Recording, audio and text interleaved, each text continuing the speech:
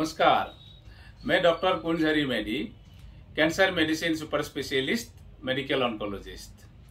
मैं आज आपको कैंसर का इलाज के बारे में बताने जा रहा हूं। पहले हम एक सिचुएशन के बारे में सोचते हैं, जैसे कि किसी की घर में कैंसर सस्पेक्ट करते हैं किसी को, या कैंसर डायग्नोसिस हो जाता है, तब क्या सिचुएशन बनता है, मतलब क्या सीन बनता है। इसके बारे में तो हमने सोचा नहीं है, लेकिन अब हम सोच के देखते हैं। पहला सिचुएशन तो ये हो सकता है, जैसे लोगों को पता चल गया और लोग आगे वेल विचार आगे या सोशल मीडिया में चले गए, जाके कुछ जानकारी जुटा लिया और उसी से पता लगा जो कैंसर हो गया, मतलब सब कुछ खत्म हो गया और आगे कुछ होने वाला नहीं है। और जो भी साइंटिफिक इलाज है उसमें नहीं जाके ये लोग चले जाते हैं ऑल्टरनेटिव ट्रीटमेंट के लिए। तो ये लोग तो अनफॉर्चुनेट होते हैं, क्योंकि इनका तो इलाज ही नहीं हुआ तो ठीक कैसे होंगे। दूसरे टाइप के लोग जो होते हैं, ये लोग डॉक्टर के पास तो जाते हैं, जाके जैसे डॉक्टर कहते हैं बायोप्सी करवा लो या एफएनएसी करा लो, ये लोग तब क्या करते हैं, डर के वजह से, जैसे बायोप्सी से कैंसर फैल जाएगा ये बोल के वहां से निकाल जाते हैं और ऑल्टरनेटिव ट्रीटमेंट में चले जाते हैं। ये लोग भी अनफॉर्चुनेट होते हैं, क्योंकि इनका बहुत मूल्यवान समय खराब हो जाता है और कैंसर से मुक्त होने का संभावना नहीं रहता है। तीसरे टाइप के जो लोग होते हैं, ये लोग इलाज करवाते हैं, डॉक्टर के पास भी जाते हैं और ऑपरेशन वगैरह भी करवा लेते हैं, लेकिन ये इलाज पूरा नहीं करते हैं, क्योंकि ये जैसे केमोथेरेपी की बात आती है, केमोथेरेपी के बारे में कुछ सुन के कुछ भय होता है मन में, इसके वजह से ये केमोथेरेपी पूरा नहीं करते हैं। इसके वजह से इलाज अगर पूरा ही नहीं हुआ तो ठीक कैसे होंगे। तो इसलिए ये बहुत जरूरी बात होती है, कैंसर अगर हो गया सही समय पे सही इलाज जरूरी है। अगर आप इलाज नहीं करोगे तो ठीक कैसे होंगे। तो इसलिए ये मेरा अनुरोध है, ये मैं समझाना चाह रहा हूँ, जो कैंसर अगर किसी को हो गया है तो डरना नहीं चाहिए। सही समय पे सही इलाज होना चाहिए, जो साइंटिफिक बेसिस है, जो बेसिस में इलाज होता है, जो टाइम टेस्टेड है, जो बहुत दिनों से चले आ रहे हैं, जो वेल एस्टैब्लिश्ड है, ऐसा इलाज के लिए जाना चाहिए। अब एक बहुत जरूरी बात यह है, कैंसर का इलाज क्या होता है और कैंसर का इलाज का बेसिस क्या है। जब आप इलाज करेंगे तभी तो ठीक होंगे, है ना। अब हम कैंसर का इलाज जानने से पहले कैंसर का नेचुरल हिस्ट्री के बारे में थोड़ा जानकारी लेंगे। कैंसर का नेचुरल हिस्ट्री ऐसा होता है, जब भी शरीर में किसी अंग में किसी पार्ट में कैंसर होता है तो पहले ये लोकल डिजीज होता है, मतलब उसी अंग में होता है। फिर ये रीजनल डिजीज होता है, मतलब आसपास का दूसरा ऑर्गन में चले जाते हैं। फिर आगे जाके ये सिस्टेमिक डिजीज हो जाता है, मतलब जो दूर ऑर्गन में दूसरा ऑर्गन में फैल जाता है, इसको बोलते हैं सिस्टेमिक डिजीज। उस हिसाब से जब इलाज करते हैं हमको इस बात को ध्यान में रखना होता है। जैसे लोकल डिजीज है तो लोकल ट्रीटमेंट होता है, जिसमें सर्जरी और रेडियोथेरेपी होता है। जब रीजनल डिजीज होता है तो उस हिसाब से इलाज होता है, सर्जरी, रेडियोथेरेपी और केमोथेरेपी का भी जरूरत पड़ता है। जब सिस्टेमिक डिजीज होता है, मतलब शरीर में और अंग में और पार्ट में गया है, तो सिस्टेमिक ट्रीटमेंट होता है। सिस्टेमिक ट्रीटमेंट में chemotherapy, hormonal therapy, targeted therapy, immunotherapy, biological therapy, ये सारे ट्रीटमेंट इसमें अंतर्भुक्त होता है। और ये दवाई या तो मुंह से खाने के लिए दिया जाता है, नहीं तो इंजेक्शन के थ्रू दिया जाता है, और ये शरीर में ब्लड के थ्रू जाके कहीं भी शरीर में कैंसर है तो ये अटैक करते हैं और इलाज करते हैं। तो इस हिसाब से कैंसर का इलाज होता है। ओके।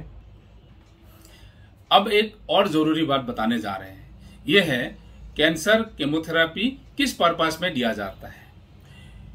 कैंसर केमोथेरेपी दो पर्पस में दिया जाता है।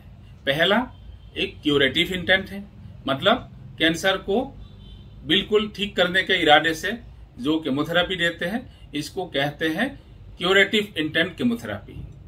दूसरा पैलिएटिव ट्रीटमेंट और लाइफ एक्सटेंडिंग ट्रीटमेंट, जिसमें कंप्लीट क्योर तो नहीं होता है, लेकिन इस इलाज से, कीमोथेरेपी से लाइफ एक्सटेंड हो जाता है, relatively good quality of life मिलता है और इसी समय लोगों का बहुत जरूरी काम भी हो जाता है, जो काम बिना इलाज नहीं हो सकता था।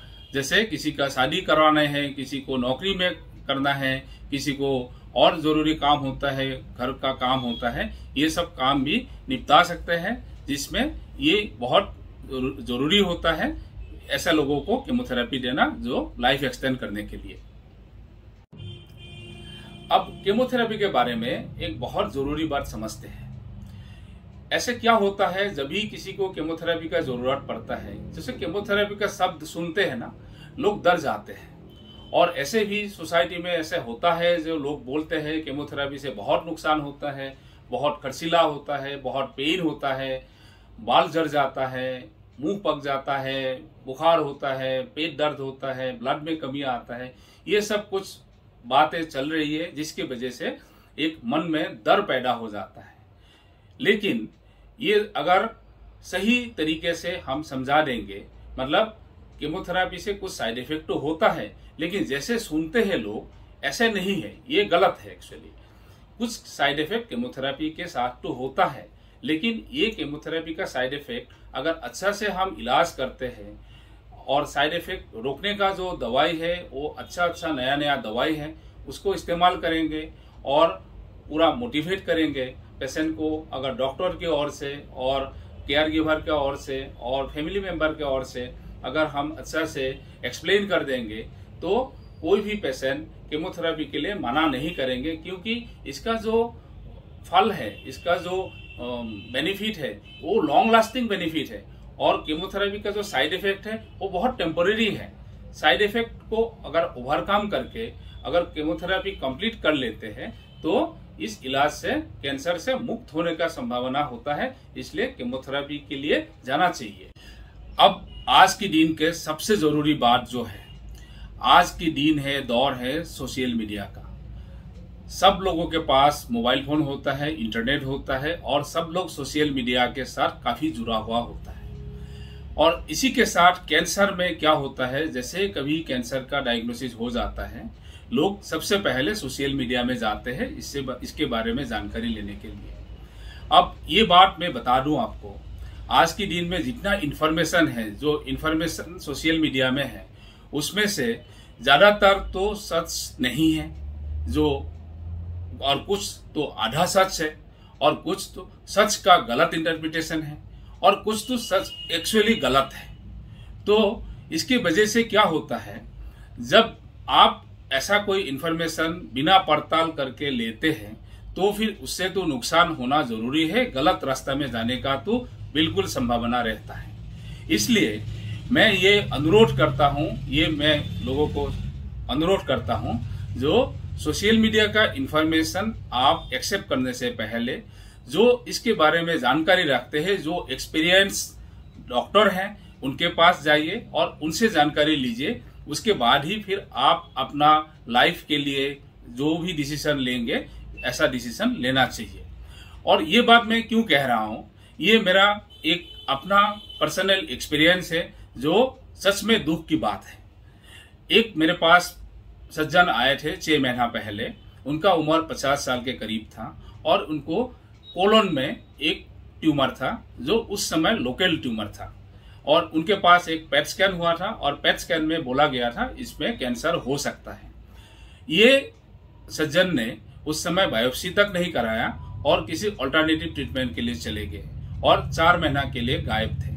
4 महीना बाद जब लौट कर आए हैं हमारे पास, तब देखा गया जो इनका हालत तो बहुत ही खराब हो गया था और हमने जब पेट स्कैन कराया है, इसमें पूरा बॉडी में, शरीर में कैंसर फैल चुका था और इनका हालत इतना खराब हो गया था, इनका हीमोग्लोबिन रह गया था केवल 3.5 3.5 और बॉडी का हालत जो हो गया था बिल्कुल खराब हो गया था और हफ्ता भर के करीब हमारे पास रहे और उसके बाद उनका डेथ हो गया था।